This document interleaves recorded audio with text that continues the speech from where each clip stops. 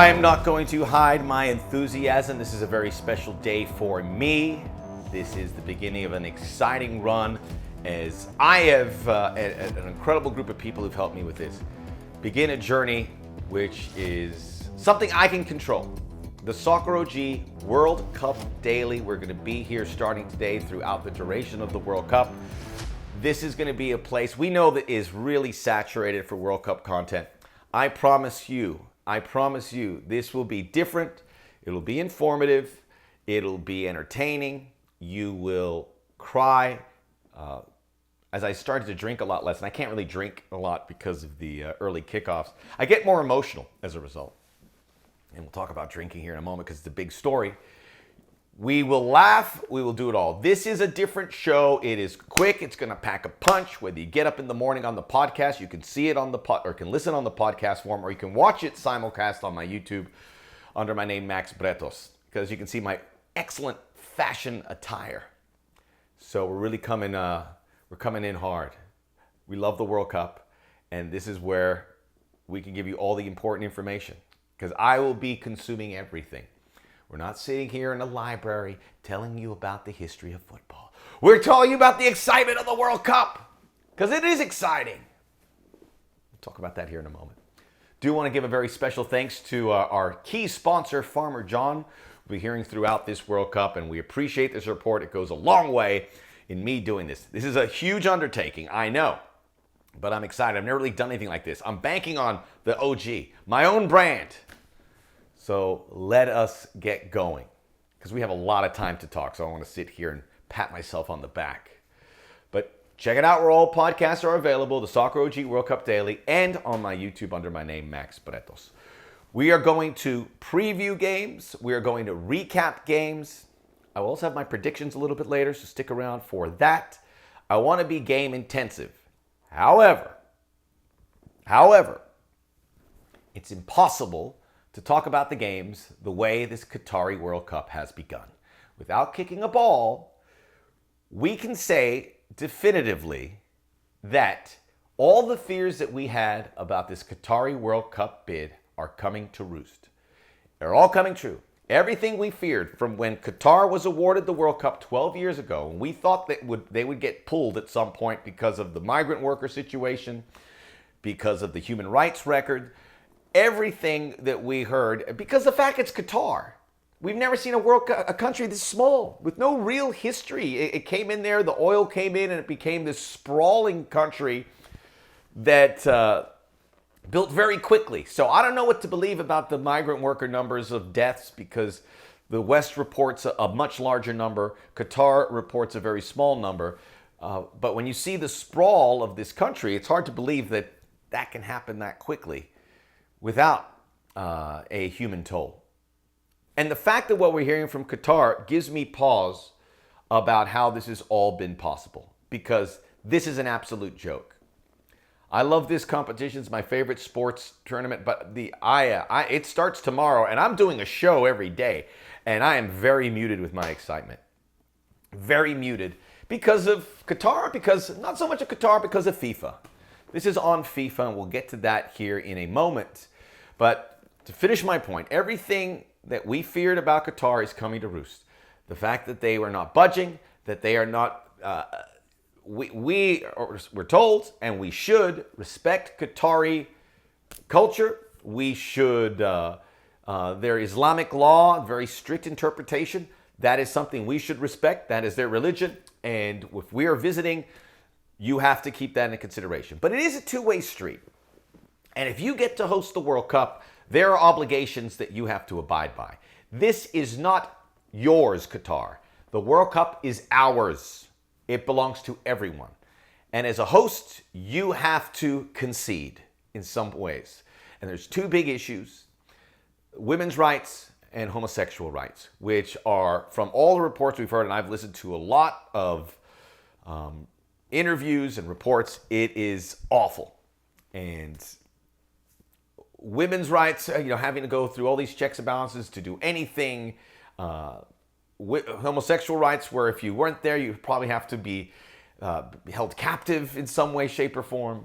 It's appalling, certainly from what we see here in the West. And now, Qatar, which was told that we're going to do this right before the World Cup, are changing at their discretion. There was these are small things, but I'm just saying these are small things that are going to become bigger things. It's going to get worse as the World Cup rolls on because Qatar is acting without anyone pushing back. FIFA is doing the Pontius Pilate. They're like, what? Washing our hands of the matter. It's Qatar's World Cup. We're out. So they can do whatever they want. And it's already happening. Let's go back to the opening game. It was supposed to be 4 games on the first day, including Qatar, Ecuador. So 3 months ago, why don't we just move that to a day earlier and it'll be the only game, which is not a bad idea. But that should have been determined 4 years ago. Several fans were brought in wearing the colors of the countries, and they were paid by the Qatari World Cup bid. And now they've decided they don't want to do it, and they've pulled the rug and not paying these fans. I get it, not a huge deal. Disappointing.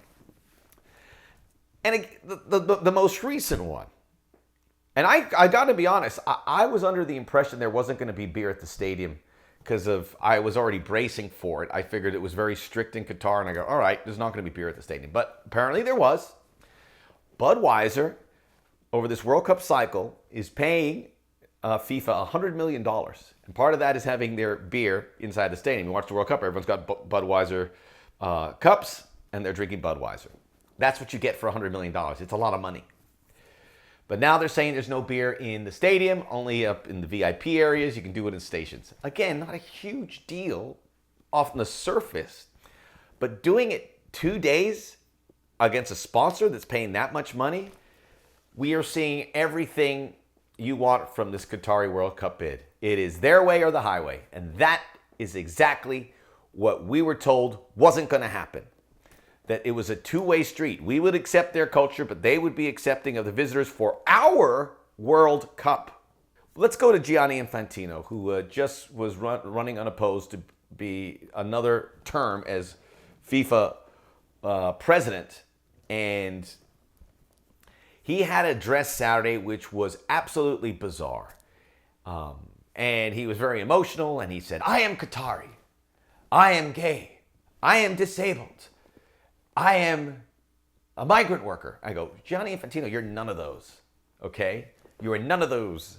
So I don't know where this is coming from, but he's trying to lecture us about how unfair we have been to Qatar. And it has come in heavy from the West. There's no doubt about it. Much of it is probably excessive about their human rights records, about the migrant worker deaths.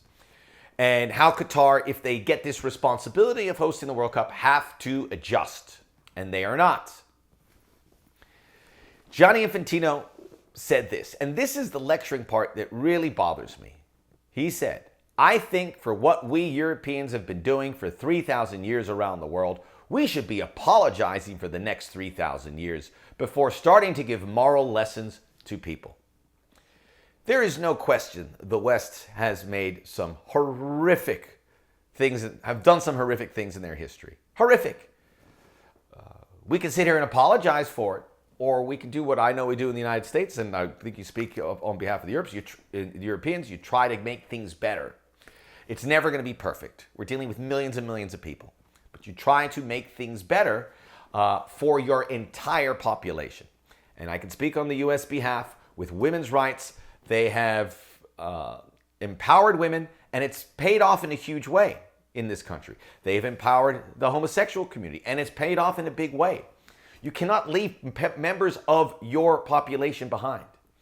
All due respect to Islamic law, women have to be empowered. The homosexual population cannot be jailed because of what they feel inside that they can't control.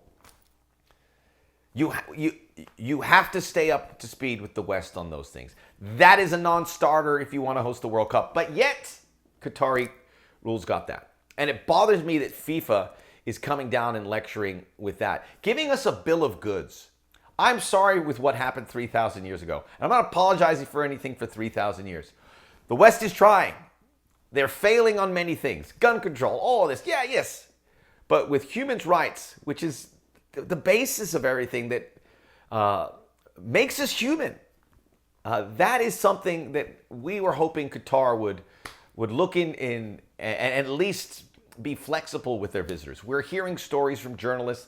I heard a journalist who works for the LA Times had a rainbow flag mask. He was told to take it off and wear a World Cup mask. Taking photos around town, you can't do it. Everything we've heard is that this is going to continue from the Qatari World Cup bid. And these are small things, but they're going to get bigger. $100 million is not a small thing. There's no integrity here with Qatar. That's the problem. And they are feeling empowered. It goes, now we have the World Cup. And unfortunately, we're not taking it. And if for some reason FIFA and the world got angry and picked up this World Cup and pulled it out, I would applaud it. I want to watch these games. But I think just to show Qatar, you don't mess around like this. You're not allowed to. This is not your World Cup. Again, the lecturing continues. Shav Salazar, who writes for the Madrid Zone, tweeted this: if you can't go without alcohol for one day, maybe the problem is you. It's not about the alcohol, Shav. It's not. It's about making a deal and signing the papers, and you have to stick to it. They did not. And I hope Budweiser asks for all their money back. And I hope other beer companies say, we're not going to do business with FIFA if this continues. This is absurd. Because they shouldn't, because it's one thing not to support a country with the human rights records, but it's another thing where they're going to pull the plug on your product. That's dollars and cents. I could go on and on like this. I want to talk about the games, and I'll leave it at this. I'll leave it. Look, should a Middle East country get a World Cup? Absolutely. Should a Muslim country get a World Cup? Yes. But like every other place, you have to make these concessions, at least for those 3 weeks. Or else you don't get the World Cup. And I hope we don't go back to that part of the world until we are guarantees this doesn't happen. I hope we don't go for a long, long time. This feels like a one and done to me. I really, truly believe that should be that, because it's taken the fun right out. This is supposed to be a party. Can't even drink at the stadium. There's going to be drunkenness. You can't control that. They're doing a good job. I don't mind if it's a dry World Cup. If they said it's a dry World Cup, I'm like, all right. It's the renegotiation I have an issue with.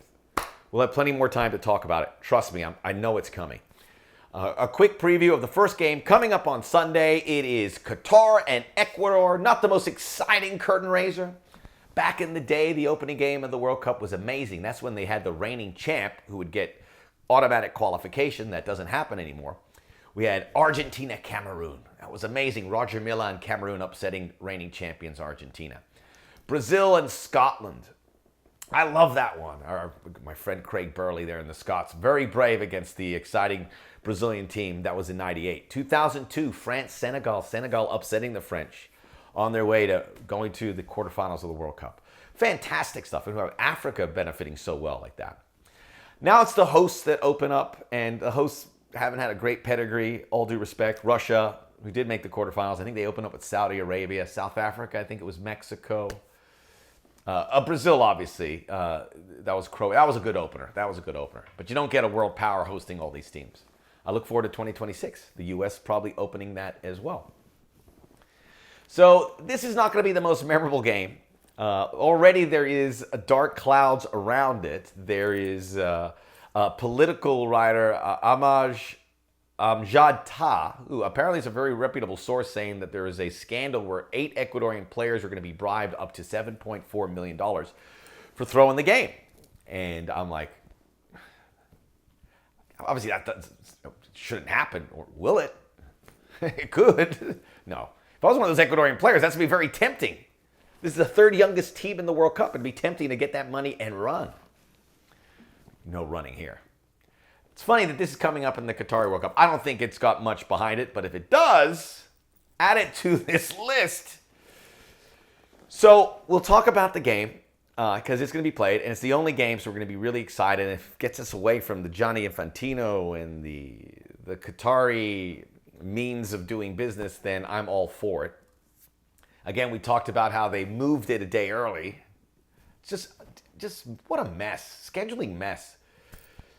Qatar, I think we're sleeping on a little bit. This is a Middle Eastern World Cup. One of the Middle Eastern teams should have some success based on the history of this World Cup in the past, whether it's Qatar, Iran, or Saudi Arabia.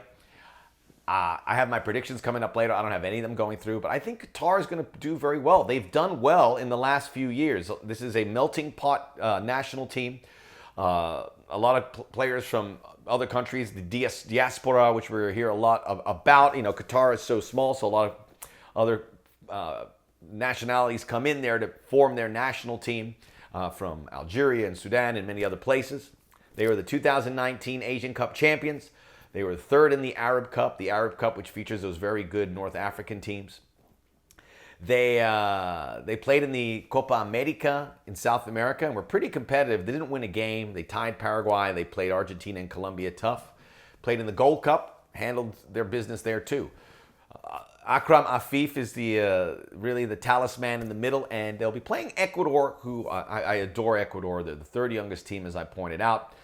I pointed out to everyone, I alerted the world because I watched so much South American football about Moises Caicedo, this incredible midfielder who reminds many of a Paul Pogba. He now plays at Brighton, one of the really bright young talents of this. Ecuador are full of these players. Piero Hincapié and Pervis Estupiñán and Michael Estrada, Gonzalo Plata. This is a great team. I think their day comes in 4 years. And with all the other stuff that's going around, I'm a little worried about South America too, because you had Argentina and Brazil were so dominant there. And there's only 4 teams. Remember, Peru crapped themselves and didn't make it. And then Colombia fell flat. Chile fell flat. Paraguay fell flat. And then you have Ecuador and Uruguay. And I have my doubts about those 2 teams. I wish I didn't. I think Ecuador over the 3 games will be competitive. But this is more about Qatar. I almost want to give Qatar the victory here, but I think it's going to end up a draw, which you get plus 200 according to the books, plus 375 for Qatar to get out of the group. Maybe you throw a bet on that one. It should be interesting. So that'll get us going. Can't wait. We'll have a recap tomorrow, and we'll start our preview. We're going to take a quick break here on the Soccer OG. I'll be back with some latest news about the U.S. men's national team and my predictions. The Soccer OG World Cup Daily Simulcast.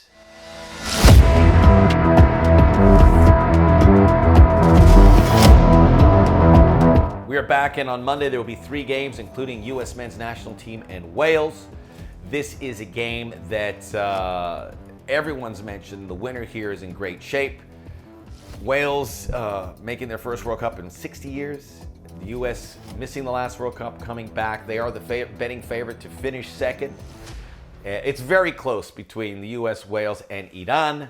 It's going to make this group very interesting to see who will be able to kind of get the upper hand in all of this. It's going to be at the Ahmad bin Ali Stadium. We're not going to get really caught into the stadium. So many times in World Cup history, you think of the stadiums and they're synonymous with the games. What was it? Was it the U.S. in Fortaleza in Brazil, where the incredible game by Tim Howard?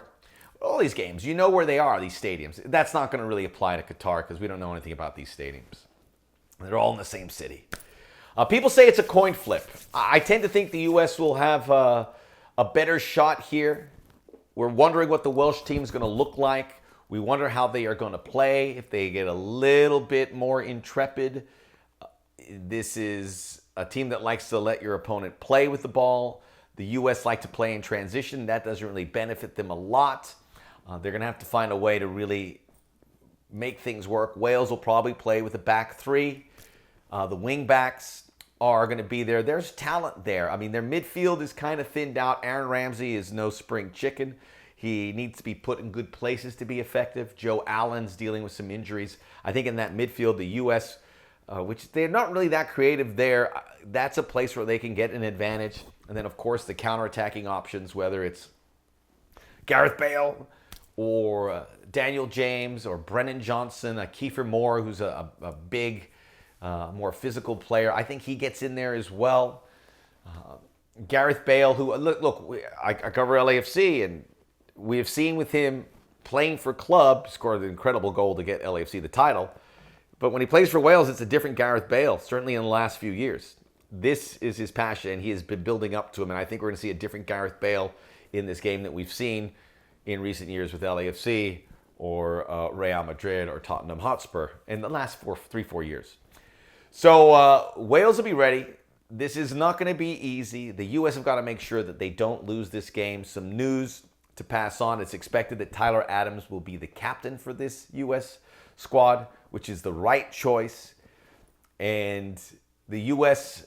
Have a really clean bill of health. When you think about the injury concerns, the two center backs that would have started here, I think Miles Robinson and possibly Chris Richards, there are the injuries. Everyone else is in pretty good shape.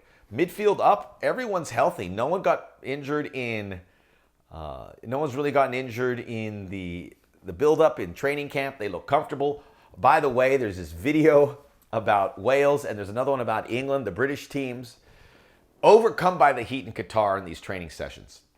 The weather's like in the mid-80s, and they are acting like they are in sub-Saharan, middle of the summer weather. I know it's hot and it's dry and all that, but it's the only news came out about those two, so it's a bit odd.